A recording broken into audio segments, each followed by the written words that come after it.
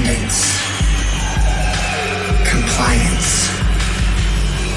Submission. Subjugation.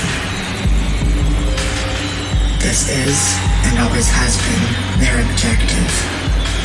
And your contentment and simplicity, dichotomies, and outsourcing of your thought plays right into their hands. Don't you see? At every turn, you are encouraged to disengage your brain, and you keep consuming and squabbling amongst each other, unquestionably accepting their narrative. 1, 2, 3, 4. 1, 2, 3, 4.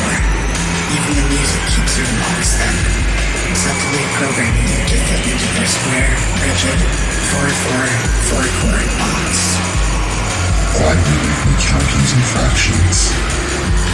It takes much less thought to get measures and sections using ratios of 1. And that's just where they begin.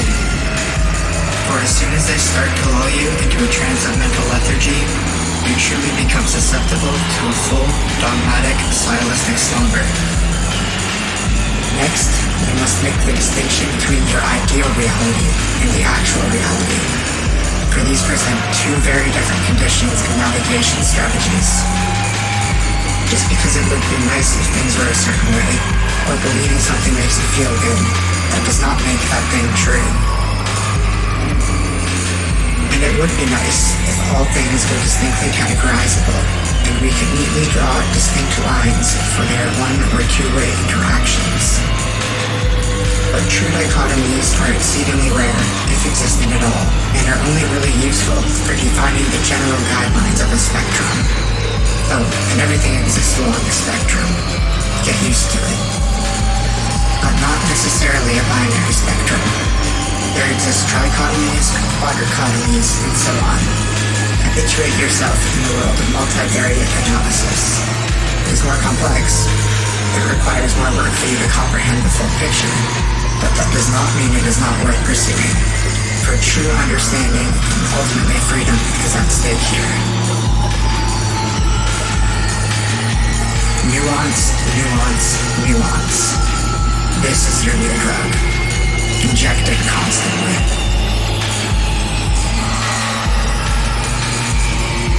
In a perfect world, for the things we don't know or understand, we could rely solely on the word of scientists and institutions headed by experts for our information and choices. But our world is driven by ego, capitalism, and short-term gains.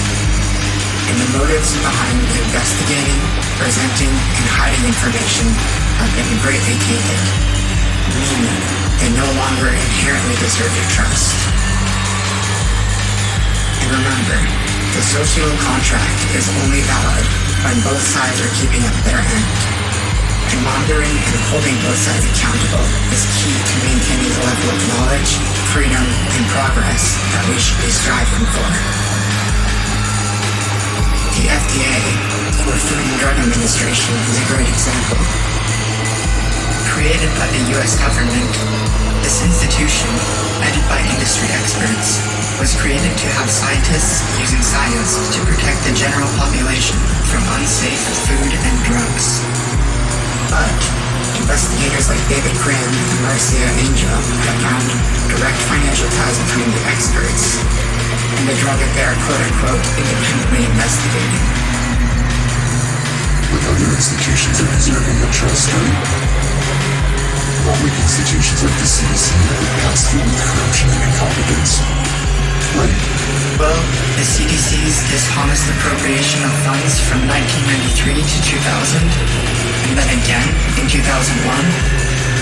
the denial of the efficacy of masks in March 2020, and then the implementation of an unstudied update to the disease reaction guidelines, causing a 6.7 times fatality increase when compared to not having instituted it at all. The ties discovered between Coca-Cola and the CDC, with released emails showing that at least Barbara Bowman and Michael Pratt from the CDC's Heart and Stroke Foundation had direct communications with and funds from Coca-Cola. The CDC's changing of definitions and misrepresentation of data to Congress and to the public for their Wise Women project to make it seem more effective than it actually was. The 4 times increased chance of developing Guillain-Barré syndrome, caused by the hastily studied and underdeveloped 1976 swine flu vaccine. And then on the FDA side, when concerns were correctly raised by staff, they were fired for insubordination. And then there's the FDA's approval of AZT, in response to the HIV epidemic, based on horribly flawed studies, and then failure to recognize and pull the drug, despite concerns and flaws pointed out by internal employees and reporters for several years. The EPA, the FFC, the list goes on, even on a smaller scale. I encourage you to look into the list of scientific misconduct incidents just on Wikipedia as a starting point. And remember, one study is only as good as its initial parameters. How the variables were selected and controlled, and then how the data was recorded, analyzed, and presented. And even then, the generalizability to the population and environment outside of the testing setting is rarely a given, especially when studying cells, groups of cells, people, and groups of people. For here again, we run into the problem of coming to understanding through the use of dichotomous variables, but also often a misrepresentation of how the variable fits into the system, let alone all the effects among all the intermingling feedback loops over the short as well as the long term, along all of the emergent layers permeating reality. But even given the case where the scientists and scientific institutions have the most pure of motives, they can still fall prey to a number of logical fallacies and cognitive biases, which on that note, you should familiarize yourself with as many of those as you can. Most notably, be wary of confirmation bias, pro-innovation bias, common source bias, anchoring bias, systematic bias, framing effects, truth illusory effects, ambiguity effects, dread aversion, hyperbolic discounting, mustering illusions, semmelweis reflex, appeals to authority, and the continued influence effect. Despite best intentions, the best of us can be susceptible to any of these, and we must constantly strive to avoid any logical fallacies or cognitive biases if we would like to make the most effective, impactful choices we can, that is. Not to say that a scientist's word is inherently invalid, but it is neither inherently valid and deserves scrutiny and verification just as much as anybody else's word, which you are very capable of doing despite what they have been trying to have you believe. As a side note, be aware of the Dunning-Kruger effect, but know it is not a rule of thumb, especially if you take steps to avoid its pitfalls. But let's zoom in and out of these emergent layers that we're talking about here, for this phenomena of system interaction tends to manifest on every level that we have observed. The furthest layer we can probe, zooming down to the most fundamental structures underlying our reality, we see what seems to be mathematical objects, or at least so far as we can tell. This is the realm of the theoretical mostly, as it's on the horizon of our knowledge. These mathematical or theoretical objects, such as the descriptions coming from string theory, or with my money being on the amplitude hadron model, these give rise to the next emergent layer of reality, the quantum physical layer, which we can more concretely talk about as our understanding and evidence is more firm. If our understanding of quantum physics was incorrect, lasers wouldn't work, so CD players and computers wouldn't work. The predictions from quantum physics are comparatively as precise as predicting the width of North America to within the accuracy of the width of a human hair. And there's more evidence for quantum physics than there is for evolution, and more for evolution than there is for gravity. And I think we can all agree that gravity exists, and that our understanding of it is fairly well established. So we can agree, from at least the quantum layer and up, we are on firm footing descriptively.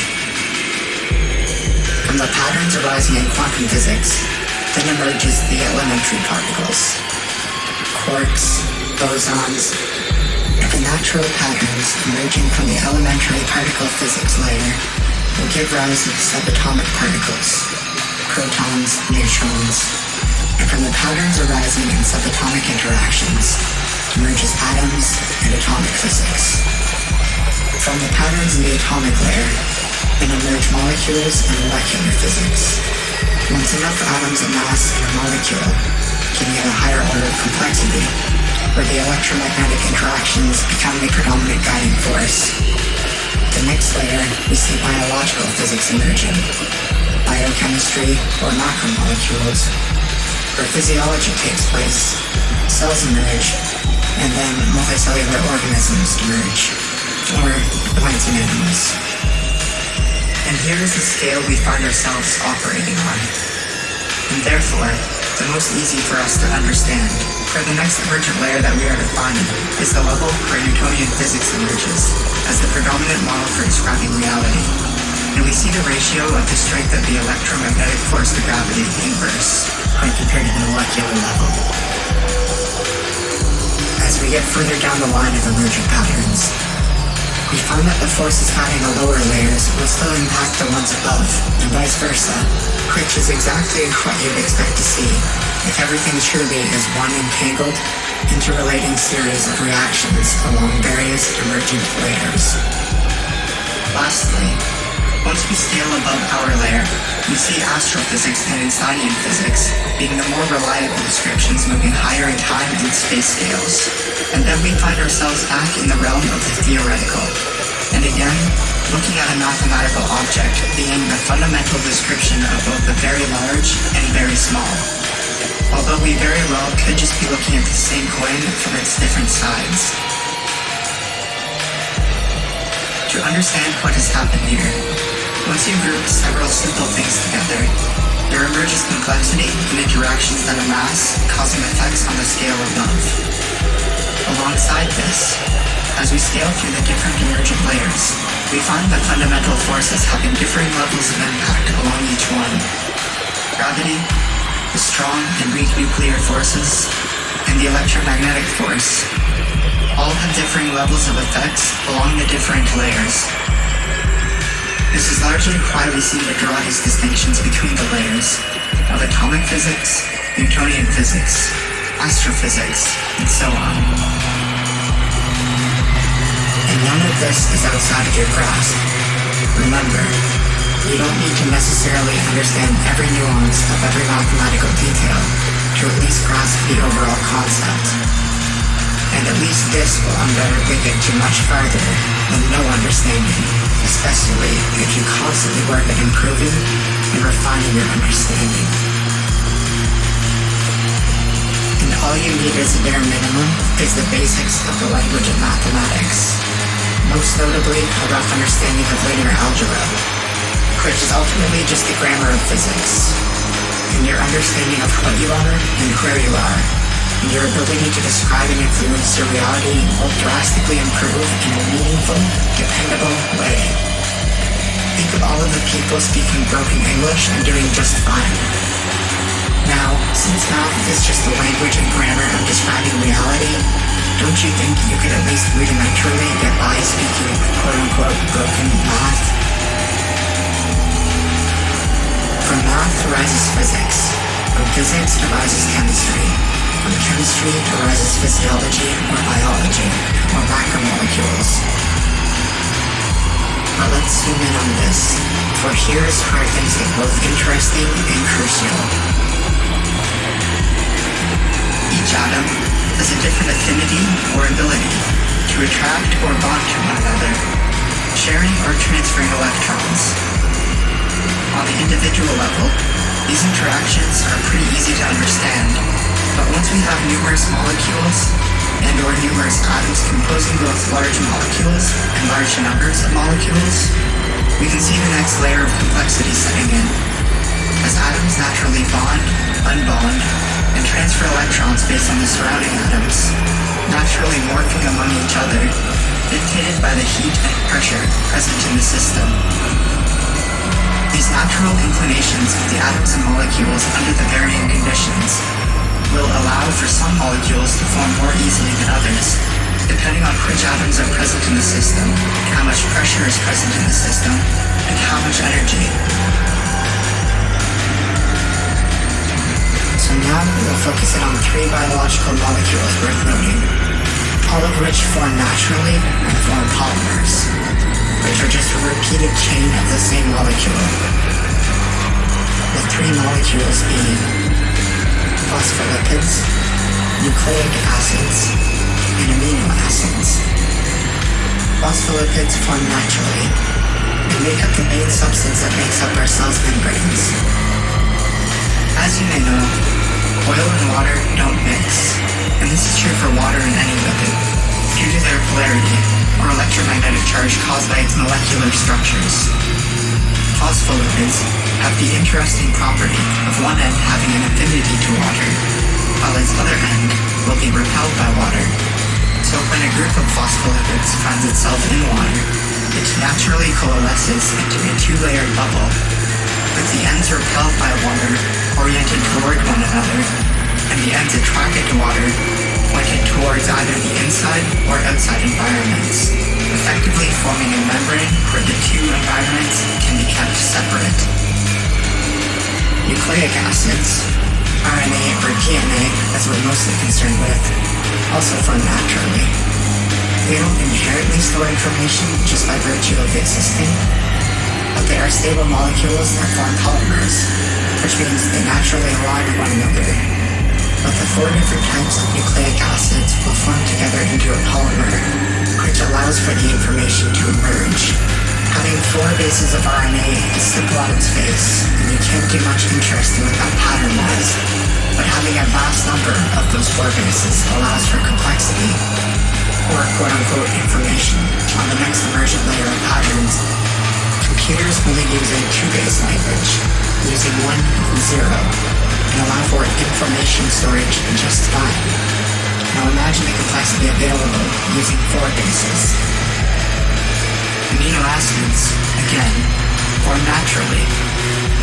But here, there is a wider variety, with over 20 major amino acids.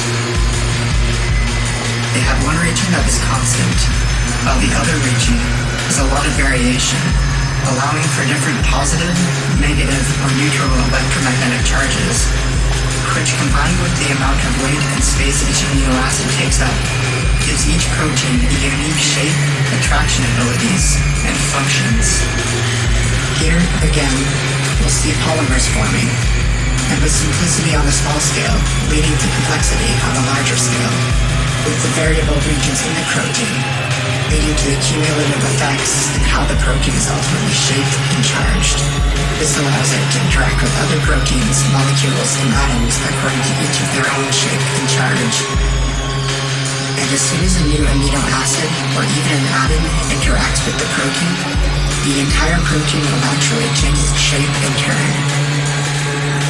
So, all we need in order to get the first primitive functioning cell is a protein that happens to form where one of its ends attaches to a segment of an RNA polymer and its other end attaches to an amino acid.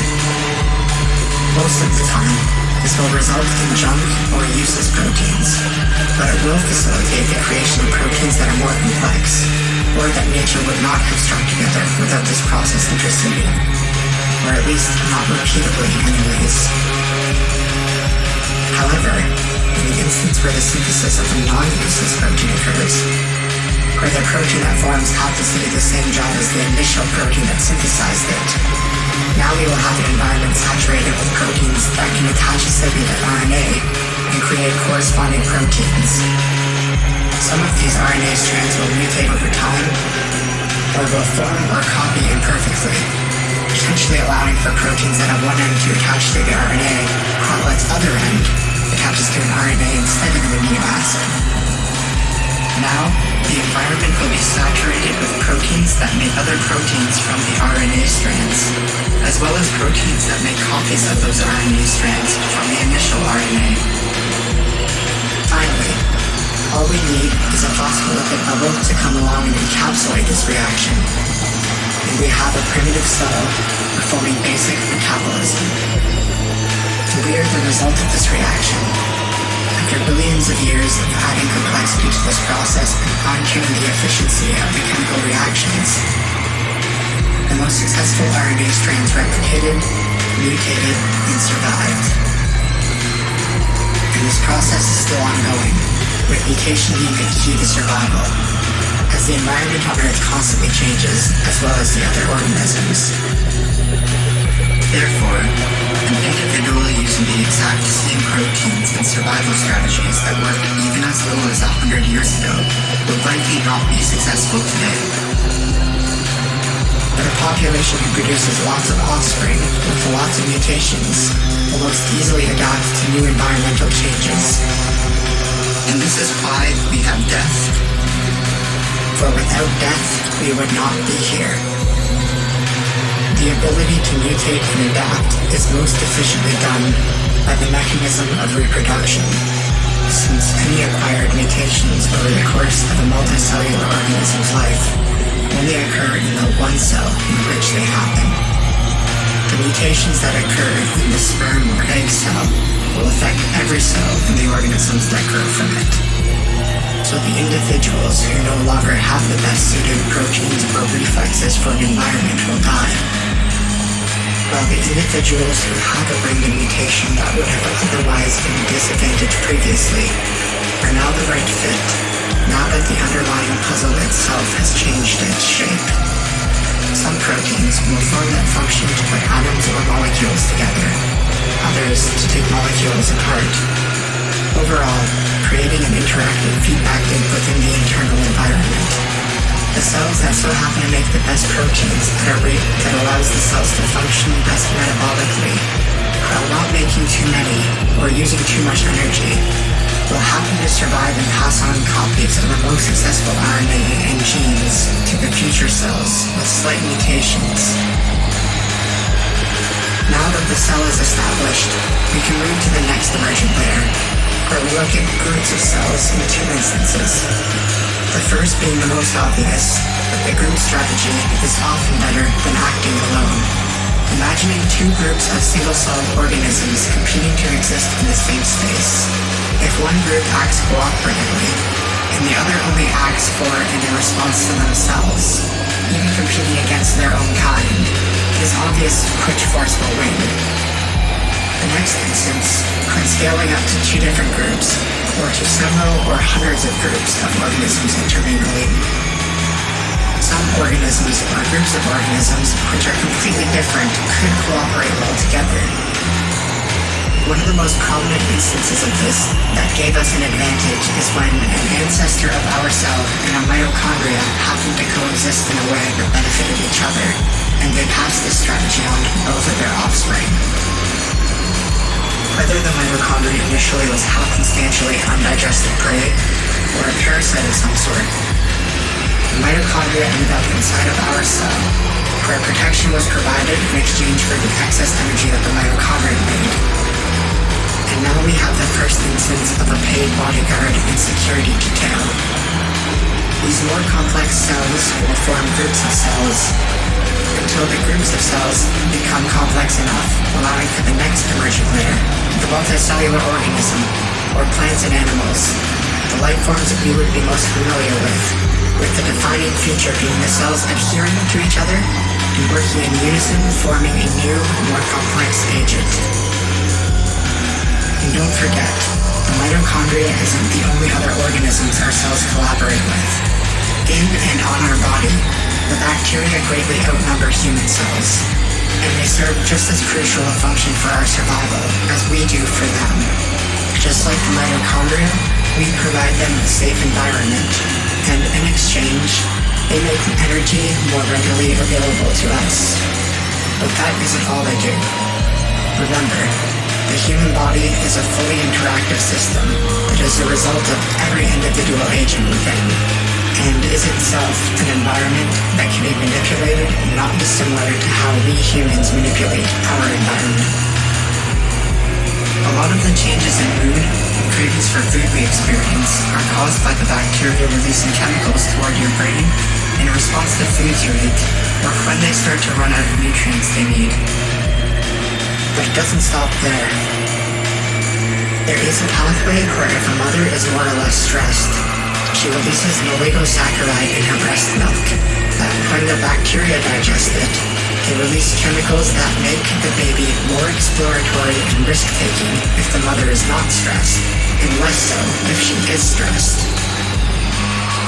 Your intentions don't just lie within your mind, or even what you would consider your body for that matter. So where does consciousness fit in here? Just keep following the emergent layers.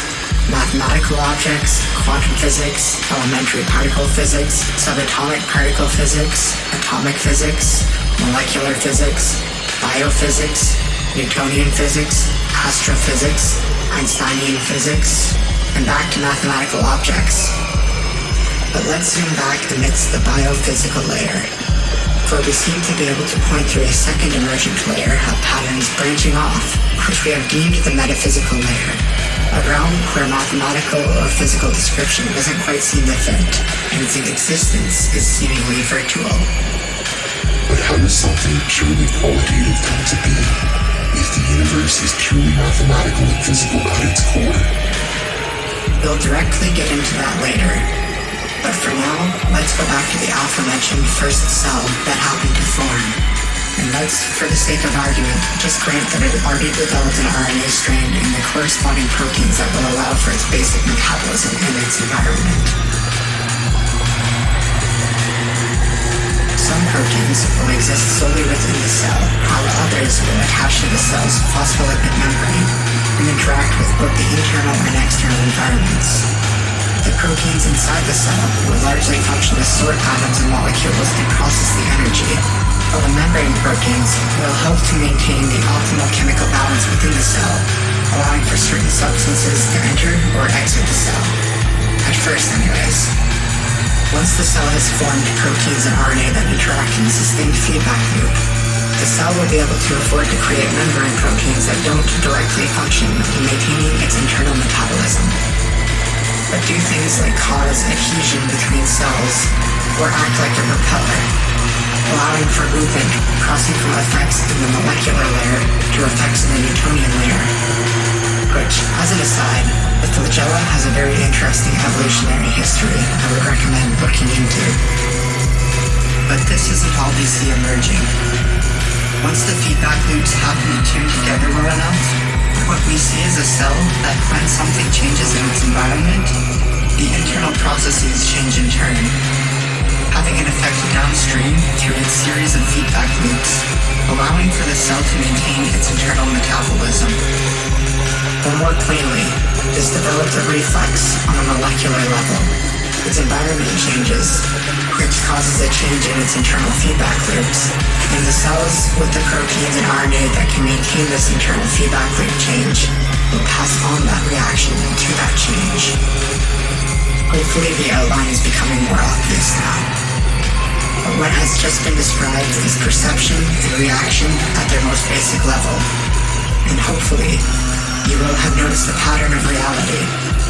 As soon as you group enough simple things together and add slight variation, a new layer of phenomena tends to emerge. Just like a structure like the flagella, having its starts at the molecular level, causing effects at the Newtonian level, once we get enough molecular reflexes and we scale up, a new layer of patterns begins to emerge. Bacteria, cells, plants, all are conscious. Period. We take a crude ability to sense the environment, a crude ability to respond to it, add layers of complexity, and you will have something you can't call anything other than consciousness or intelligence, if only rudimentary. But we can scale down this ability even further. Atoms themselves seem to be able to detect and respond to their environment. Once you have enough atoms together, this effect will compound, giving you a molecule with higher quote-unquote detection reaction abilities. Then, the macromolecules or protein would exhibit a functioning on a higher order of complexity. Next, the cells would have even more complexity in their detection and reaction abilities. Next, the cortices of the brain and organs interact with one another, giving it a higher order of magnitude, the detection, reaction, interaction. Until we scale to our layer, where we have the full, richly developed metaphysical space we seem to occupy, where we find ourselves existing and perceiving. But don't kid yourself in thinking you are the only or final level of consciousness. Reality is fractal. There are levels above and below, and you can only directly be aware of that which you inhabit. But that does not mean we cannot investigate the other realms and gain insight, at least indirectly. Studies investigating the relationship between the left and right brain show that they each have distinct personalities and senses of self, and they are unaware of one another or the higher consciousness that you yourself inhabit. One can be an atheist, while the other religious, and you can play 20 questions one against the other and win.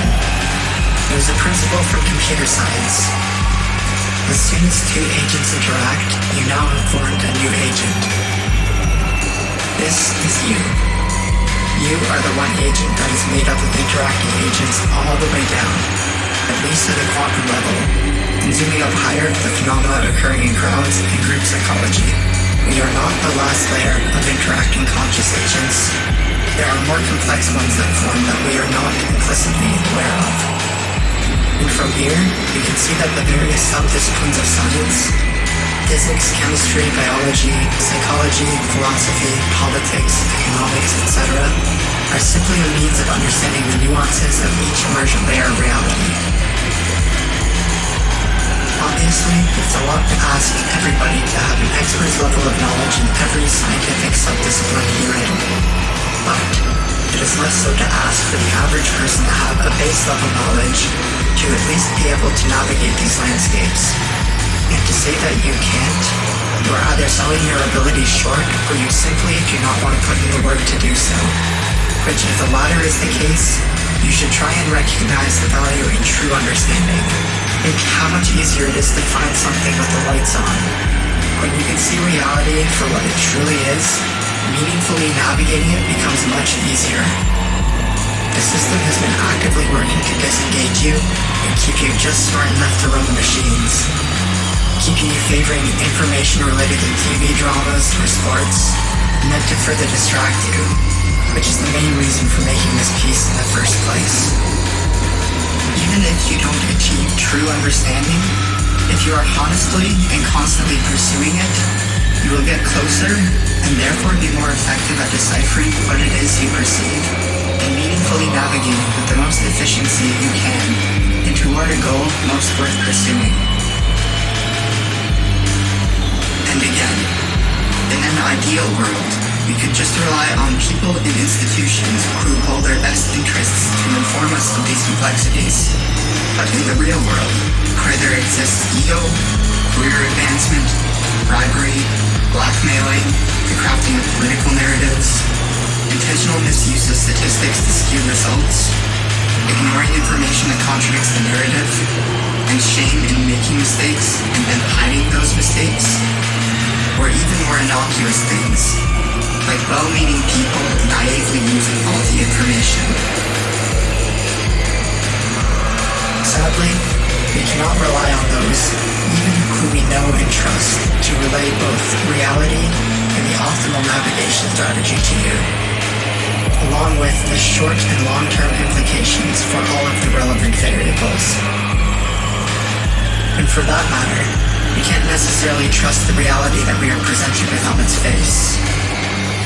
You must learn to take a step back and truly gauge what is happening, especially in the ever-muddying and more convoluted social spheres that amass. But then, how do we even go forward? What can we trust? Does truth even exist? If falsehoods or incorrect answers exist, then by default, truth does exist. It just depends which feedback loops and which timescales are being examined. And how do you do that if scientists and institutions can't necessarily be trusted? You must understand the tool that science is at its core, and understand how to use it in your core to fully see how others are using it. Science is the human attempt to combine logic and observation to create a model that precisely reflects the system being observed. It is the process of trying to create a description of the feedback loops and how they interact with one another on the most fundamental level. And it is thus far the best method that we have at establishing the truths of the reality in which we find ourselves. Science can be proven wrong, but only by more and better science. But how do you avoid the issue of scientists and scientific institutions intentionally or passively relaying misinformation? Luckily, not everybody has the same goal, and oftentimes various entities have opposing goals, or are often trying to take one another down a peg, and therefore the truth oftentimes ends up somewhere in the middle. And what you can glean through this process is how the overall mechanism generally works in the varying scenarios. And by analyzing how the studies are done, and by asking yourself, who profits if this is true? You can better gauge the nuances of which aspects of which feedback loops are affected, and over what time scales. Also, all sciences aren't on equal footing. Studies coming from the pharmaceutical industry have billions of dollars backing them, and billions of dollars dependent on their findings from specific people or companies. And when they are found lying, the fine they face is significantly less than the profits they earned. Studies coming from the physics community don't have that same baggage, and therefore don't require the same level of scrutiny necessarily, as pushing incorrect physics findings leads to malfunctioning technology, which benefits no one, whereas there's a lot of money to be made in keeping people sick. Learn all of the types of logical fallacies and cognitive biases. This will do you untold amounts of good navigating inside and outside the sphere of science. Learn what type of studies are most applicable for each observed system, and how applicable the methods are, and how to analyze how accurately their statistical analysis reflects the description of the system, as well as the generalization of the results to all other identical or similar systems. Even if you only have a fundamental way understanding, this will get you further than no understanding. Hint: meta-analyses are your friend, but try to find meta-analyses from various sources, or do your own if there is only one or none. Actively seek out and engage in discussion with people who disagree with you, for there is a truth to be found that one or neither of you are espousing, and by avoiding each other, neither of you can truly be confident in your understanding. Even if you are correct, now you know that your logic is sound, and that is very valuable to constantly be sure of. And be sure to detach the concept of being wrong about something as being detrimental to your ego. This is a bug in thinking and only leads you further astray from the truth. Next, in order to truly gauge the social sphere, there are some confounding factors that obscure the picture we need to be aware of. For instance, if you think the general consensus on Twitter reflects the general consensus of the public, you need to consider the demographic landscape. Twitter's total accounts hover around being 20% adults and 30% female, and roughly 10% of the accounts are responsible for 80 to 92% of the total tweets. And that isn't even mentioning things like acquiescence bias, especially being in the public sphere and all. And then instances where companies like Monsanto buy internet trolls to counter the narrative in every instance there was a mention against GMOs or the company's image. Or how lobby groups will give money to YouTubers to espouse certain points. Things like this vastly distort the picture until you become aware of them, that is, and continue to work to see past them. But don't stop at the companies, for governments are found playing in this sphere as well. Russia, like Monsanto, actively engages in the use of internet troll farms to craft false narratives. But Russia's more focused on inflating political tensions, and has been found playing both sides of this battle, with accounts espousing racism and hatred, as well as accounts espousing far, far left views, with both narratives coming from the exact same place. even going as so far as to deliberately organize a Black Lives Matter rally right across the street from a neo-Nazi rally.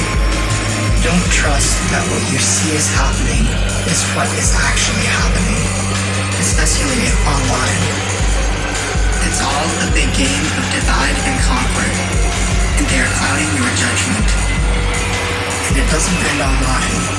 Do you remember all those quote-unquote random brick pallets outside courthouses and other key buildings during the Black Lives Matter protests in the States?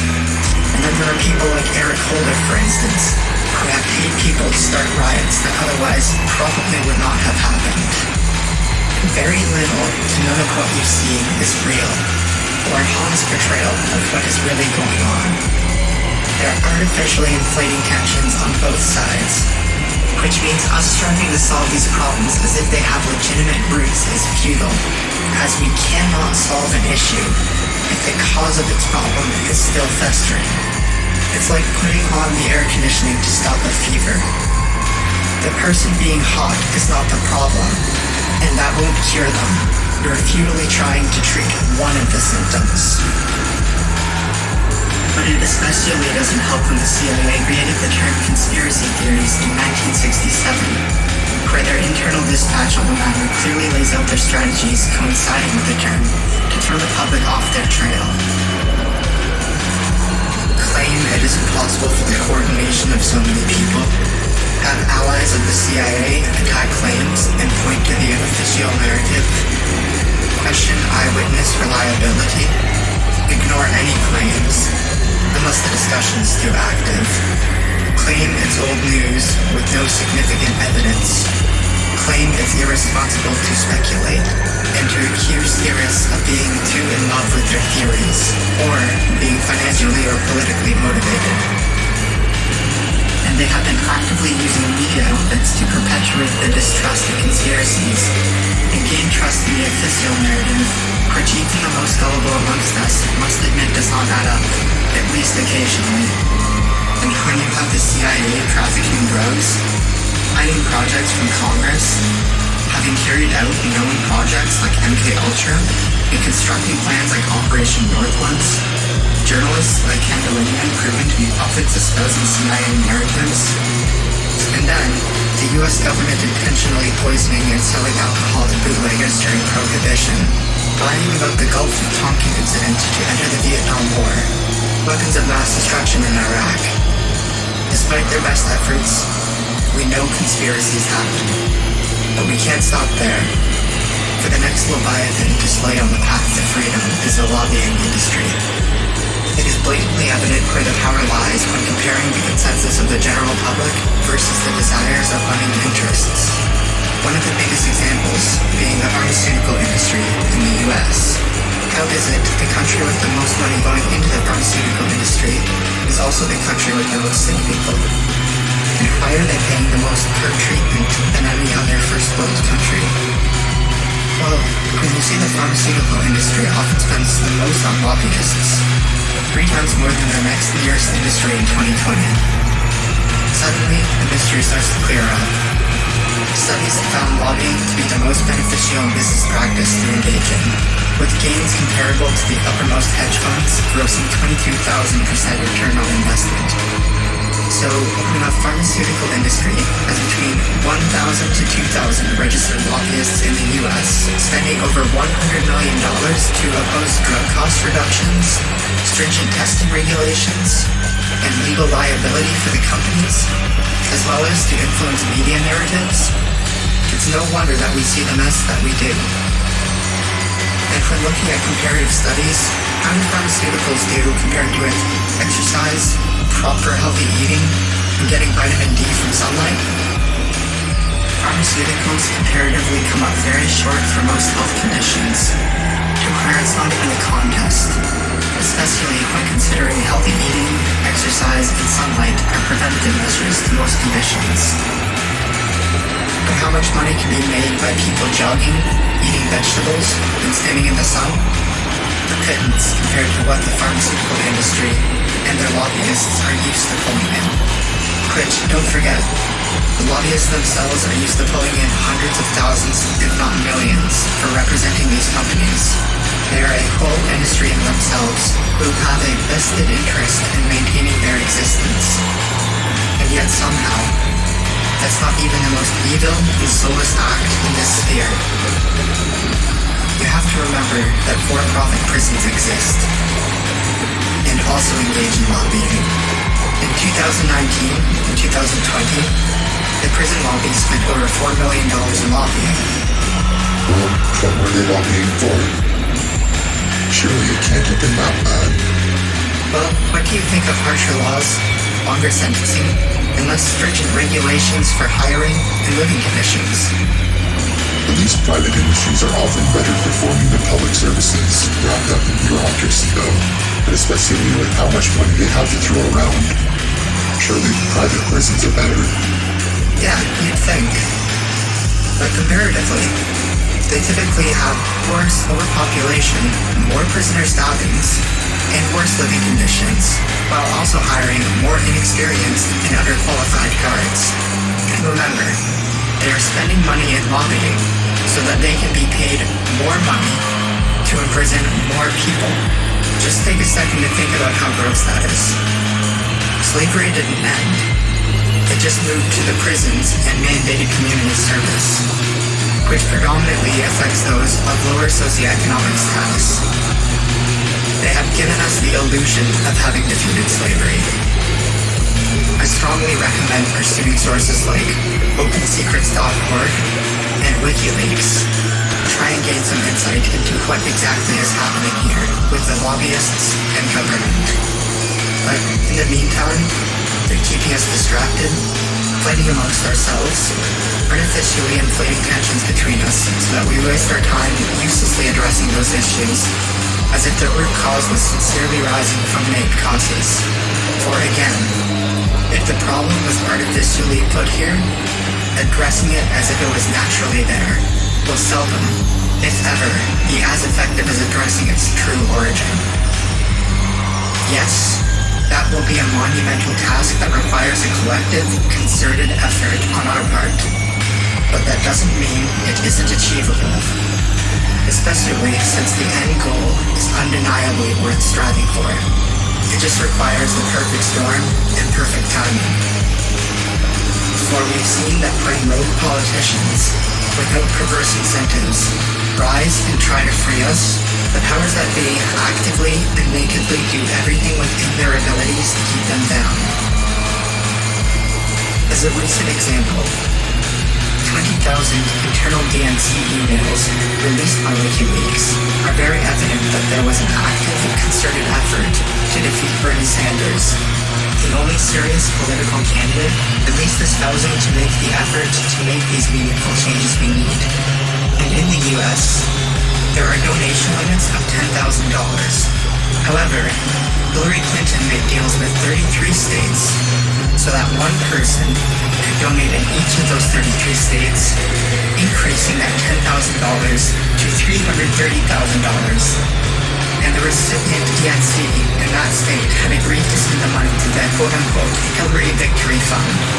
And of these 33 states, 22 of them had signed agreements to specifically not endorse Bernie Sanders.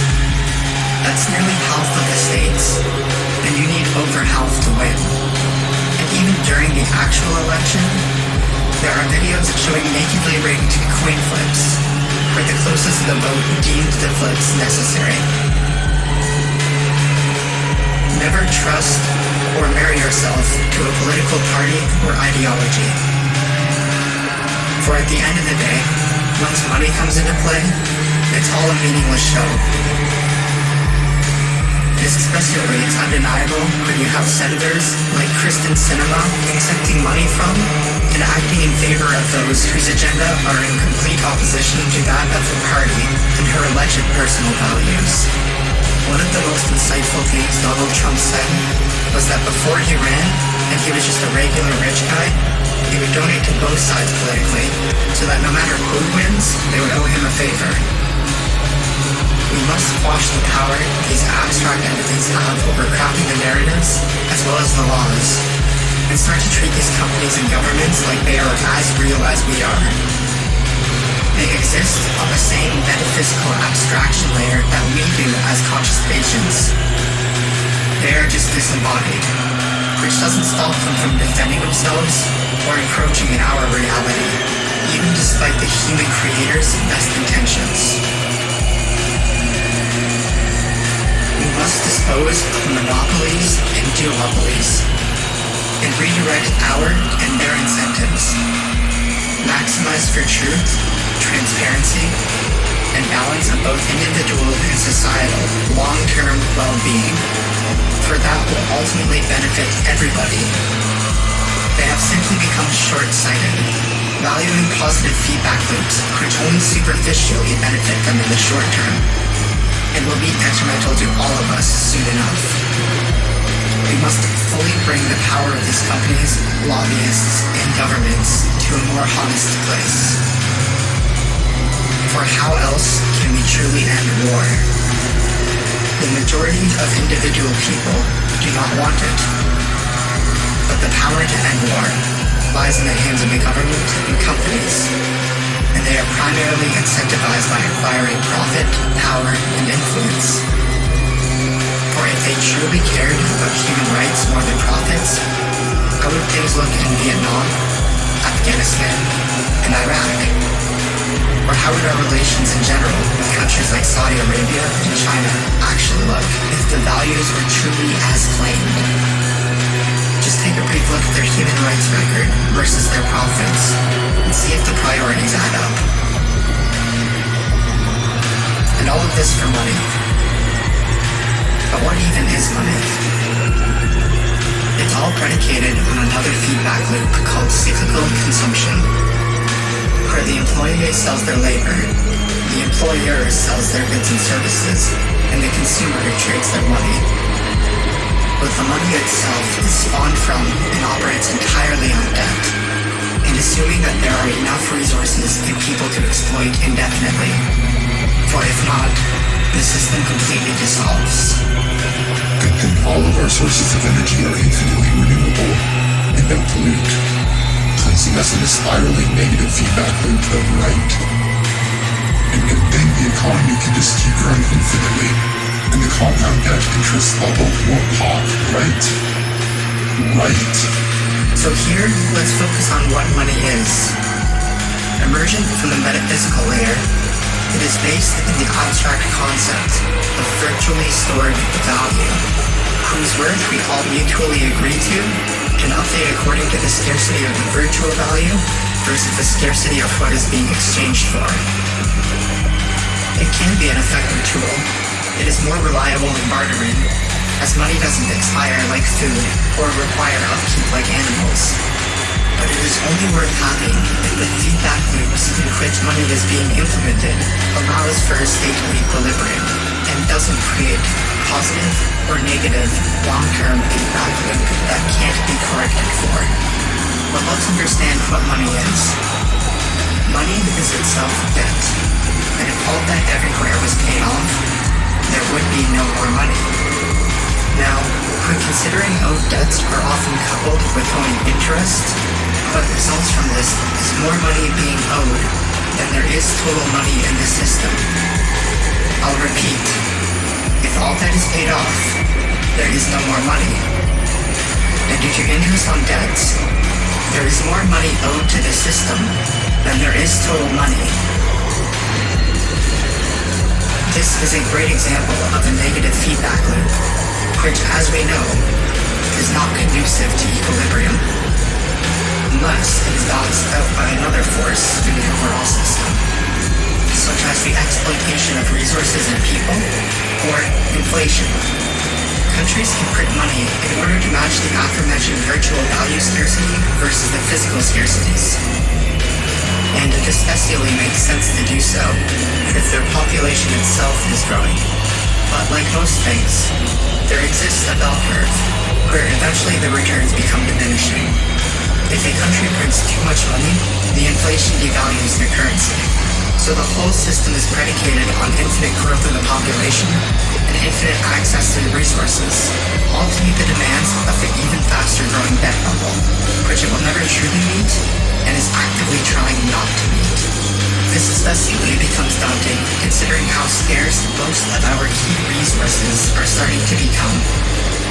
Well, good thing this hasn't been done at a larger scale at least, where whole nations could be taken advantage of when unable to pay off high-interest loans through austerity measures. Right? Right. Because that wouldn't affect millions of people who don't even have the power to say no, won't be able to follow through on a deal anyways. Right. And even going beyond the latent evil lying there, what of the active evil of warfare? For again, we find that money is the root of the issue, but for more subtle reasons than one is used to hearing. And to truly end war, we must understand why it is waged. Beyond the surface level justifications politicians, lobbyists, and journalists typically give. There are huge economic incentives in going to war. Not only pillaging the resources of the country, be it oil from the wars in the Middle East, or fruit in the banana wars, but the real incentives lie in the defense contracts, and the contracts for rebuilding after the war. Windfall's contract for the Iraq War is a good example. We're tutor-proving these contracts, and then there's the manufacturing and selling of weapons to both sides of the conflict.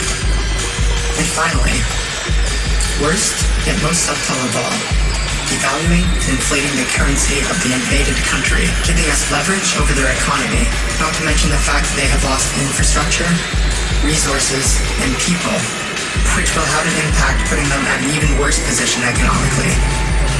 Which all of that forces them into a place where we can exploit sweatshops and slave labor, to ultimately further underpay them, driving down the cost of our goods. They create a problem, only to profit from solving it, or quote-unquote solving it, on both sides, milking as much as they can at every step, regardless of what the human, animal, or environmental suffering cost may be. All they care about is their individual, short-term positive feedback loop. No care is given to the other's feedback loops in the short or long term, and they intentionally play into your weaknesses and blind spots, exploiting scapegoats, false consensus, and your fears. But they aren't the only entities you should be aware of manipulating your vulnerabilities. But let's pause here and circle back to the emergent layers. Emerging from the patterns forming in the reflexes of the biological layer, we see the cusp of the metaphysical layer peeking out. One, or a small collection of these reflexes, is just that. And obviously, the complexity and patterns that permeate our existence aren't likely to be seen here. Zooming down to the biological layer, it is common for genes or whole chromosomes to accidentally create duplicates of themselves, which, if it doesn't have an overall detrimental effect on the feedback loops within the cell, will now have the system being able to afford one gene to mutate and become something slightly different, while the other gene stays the same, acting as a backup. Scaling up, we see the same effect sometimes with whole organs or systems, where sometimes people have extra or less fingers or kidneys, for instance. So imagine an organism has a whole reflex system for detection being duplicated, and that being passed down to its descendants. At first, the two systems would be doing the same job, but the advantage in doing so would be that one would act as a confirmation, so if both systems were in agreement, then the action is taken, correcting for any errors in detection. Which brings us to our brain. We can see the neural evolution of the spinal cord, brainstem, and brain growing over time. If we imagine systems with a similar function duplicating, and then evolving specialization, one system specializing for detection, while the other is a feedback loop that acts to verify that detection, seems like a good first step. Followed by these two systems fine-tuning their complexity in either sphere. And this is exactly where we find ourselves, or at least the part of ourselves we deem consciousness. In the verification reflex feedback loop that compares one's expected reality with the actual reality, and compares the potential risks and benefit of each potential action with the expected reality. generating a mock reality to test inside the duplicate detection system. Within this space of emergent patterns, the gene equivalent for a reflex emerges, which we have labeled the meme. Not the 2000s internet meme you are likely familiar with, but the Richard Dawkins definition of the meme from the 1970s. Memes are like genes, in that they are the formation of patterns that are able to store information, as well as replicate and transmit, both vertically and horizontally. Our vertical transmission refers to passing from parent to offspring, and horizontal transfers between individuals already alive, even of different species. Genes do this, although horizontal transfer occurs mostly within RNA systems, where bacteria and viruses can pass genes vertically to their offspring, or pass genes horizontally amongst each other, allowing all sorts of new room for mutations and genetic combinatory possibilities. Memes we see can pass from parent to offspring. One example being in chicken studies, showing chickens gain and lose the fear of overhead silhouettes over multiple generations of exposure or non-exposure, showing memories or at least fears can be vertically passed to offspring. And we also see, quite plainly, that memes pass horizontally person to person no problem, most efficiently in fact, and even between species, as evidence between the two-way communication with humans and cats or dogs. And these memes are subject to the same forces of evolution and natural selection as our genes. Only they live in a more virtual space, and can adapt and spread much more quickly. When a meme enters your mind space, the feedback loops of logic created by the already existing memes in the mind space will lead to their new meme being accepted and integrated, be rejected, or it will mutate or splice with another meme and then integrate, and then pass on to the next mind space. And once enough memes start coalescing, you guessed it, we see a new emergent layer of patterns or structures. Some of these entities are more basic, such as revenge. It takes at minimum the concept of me being an entity and the evaluation of my subjective experience, combined with the assumption of you being an entity separate from the environment and your intentions in the past as well as the future. Just like how there are simple proteins formed from simple genes, once there are several memes coalescing, you start to see more complex entities, like languages, stories, businesses, games, political movements, and religions emerging. But let's focus in on the latter example there. For the comparative features to genes become quite apparent. Religions are very emblematic of evolution guided by natural selection, where you can evidently see the most prominent ones have defense mechanisms, protecting them from means that would disrupt the feedback loops, as well as having a good replication strategy. The more exclusionary or secretive religions don't see as many members, and therefore if the group dies off, so too does the religion. Therefore, religions that are the least falsifiable, open to anyone, with texts that are both widely available and allow for multiple interpretations, will just by default be more successful. But this allows, especially within Christianity for example, for several different denominations with conflicting beliefs. But the base fundamental memes are still very much present, just slightly mutated. And if you were to imagine if civilization collapsed, and the Southern Baptists, Catholics, and Mormons all became isolated on different islands, but the religious memes still stayed in each population, how different would they look after just a few hundred years of further mutations? For they are already a scant few decades to centuries older than their initial root. All three denominations are fundamentally different, and yet similar enough for the beliefs to intermingle with each other, and fall under the same general heading, similar to mixing a horse and a donkey. But how much longer until the continued mutations will make these three religious denominations completely unrecognizable from each other? For it has just been over 1,000 years or so, and the intermingling religions, who trace their lineage and religion to Abraham, the Abrahamic religions, Christianity, Judaism, and Islam have almost become fully unrecognizable from each other, and with new denominations and interpretations constantly rising, they begin to resemble each other less and less. But how religions really get a foothold, Christianity in particular, is by exploiting your shame, your imperfections, and your fear of the unknown. It even erases the notion of privacy within one's own mind, the original thought police, conceptualized and actualized by the elites long before George Orwell put it to paper. But at least it's possible, right? If we were to at least consider the possibility.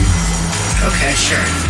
So, at best, all of the evidence that the all-knowing and all-powerful creator left of himself is the fever dreams and fairy tales of wandering desert tribes, passed down by word of mouth for who knows how long, written down and then copied and translated several times with known alterations, and then he condemns you for requiring more for belief, even though he made eyewitness testimony the least reliable form of evidence, and he knew there would be translation errors and alterations, and then he gave you the level of skepticism that you have, and then he refused to meet that level of proof he knew he would need to, even though he could have done so at any time, or just lower your level of skepticism.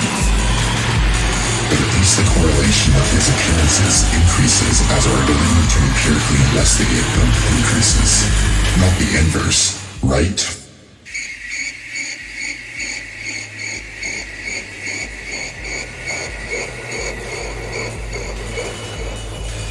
But at least the story itself makes sense, right? God made Adam and Eve knowing they would sin, but still got mad at them for it and condemns us to sin for it. And the only way he can possibly forgive us for what he made us do is if we sacrifice life to him.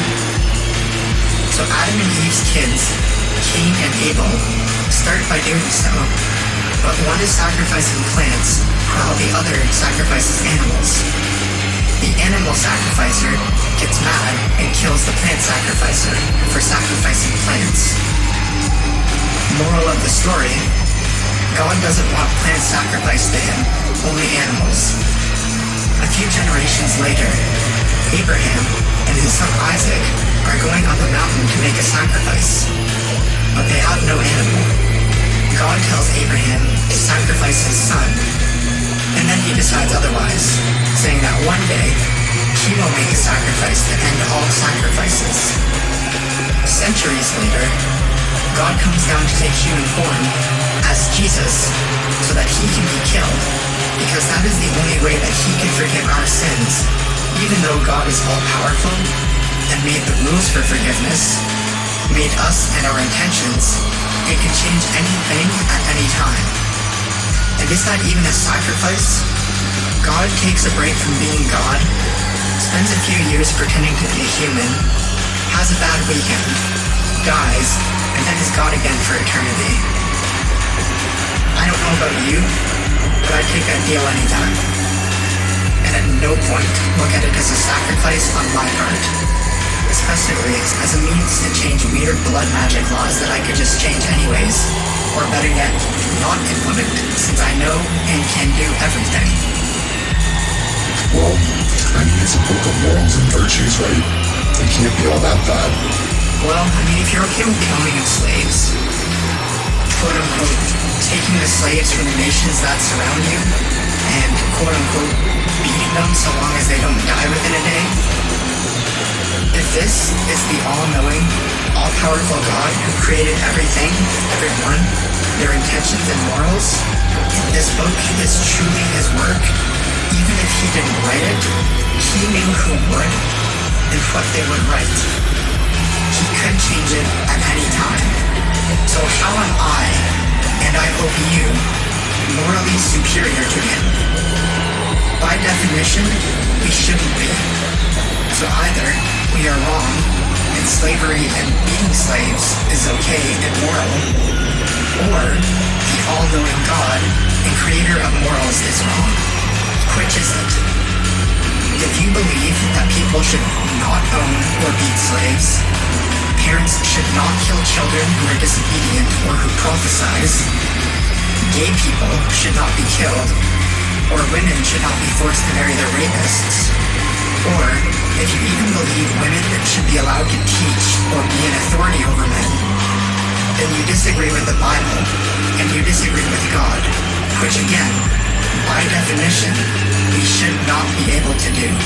And before you say, Jesus brought the new covenant, or new rules, quoting Jesus, Matthew chapter 5, verse 17, says, "Do not think that I have come to abolish the laws of the prophets.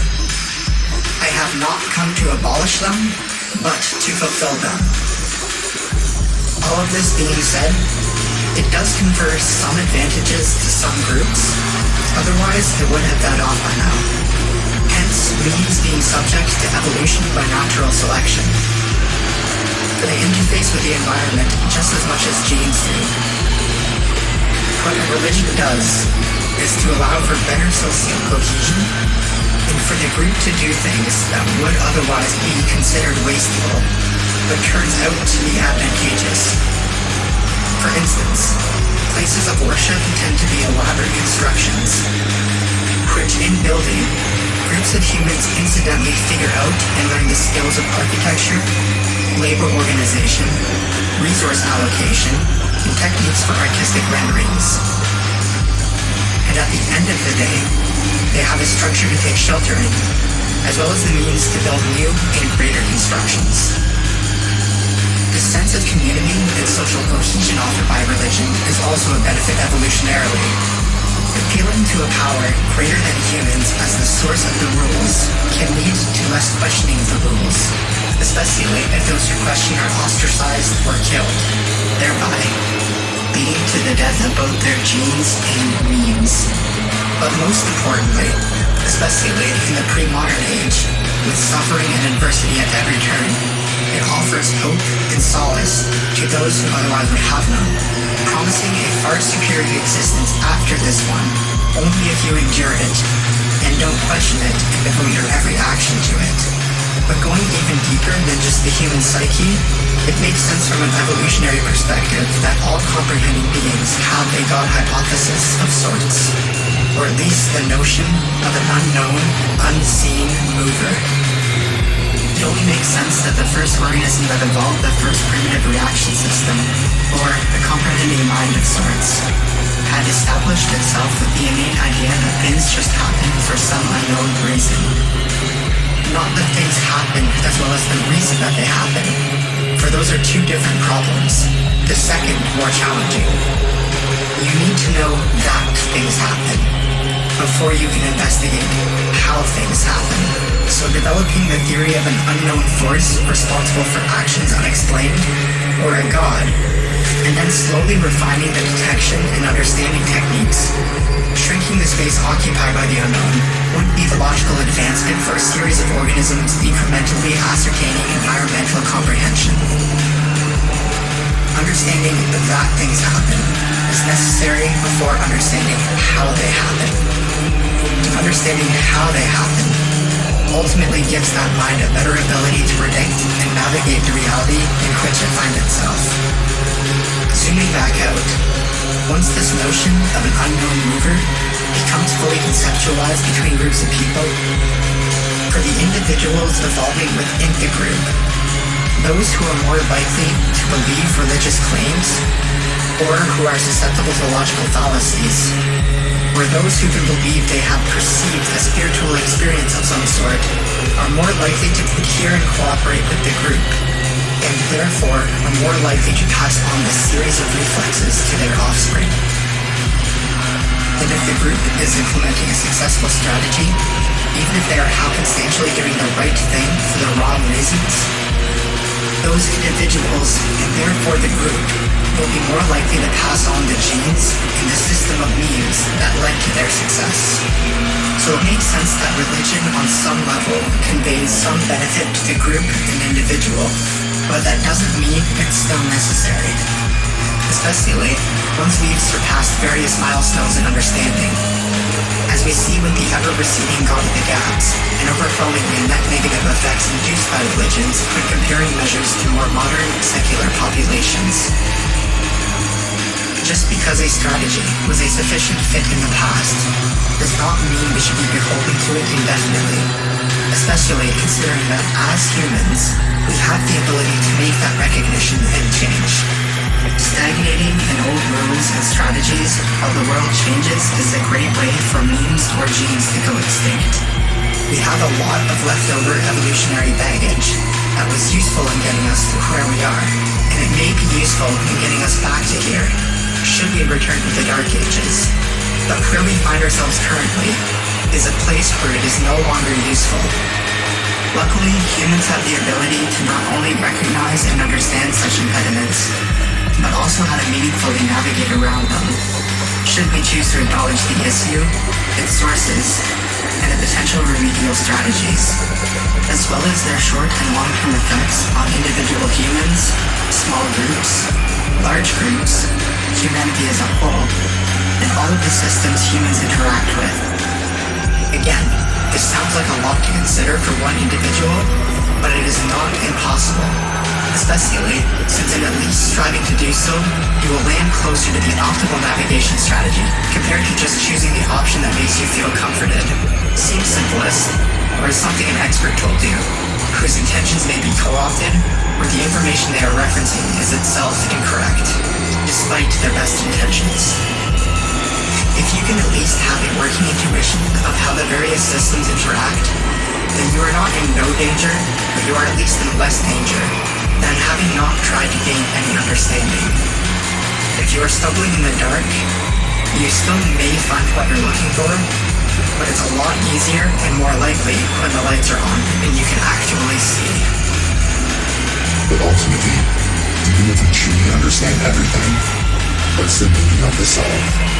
Especially in parentheses down headings like nihilism, cynicism, absurdism, and solipsism. We find ourselves a series of emergent patterns capable of experiencing a seemingly finite qualitative existence, wherein there exists a continuum between subjectively positive and negative experiences. Do with that what you will. Just be sure you are taking as many aspects of all of the feedback loops into consideration that you can, in the short term and the long term, on all of the levels above and below your own. Take into account game theory, remembering the better that you treat others, the better they in turn treat you. The unexamined life is not one worth living.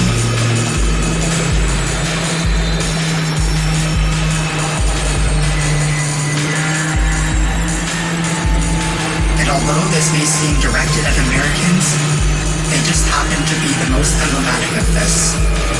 We are all subject to the forces accruing individual short-term benefits, perceived or actual, while they impose harm on us, others, and potentially even themselves in the long term. All it takes to subvert their goals is to truly see and understand them and their tactics.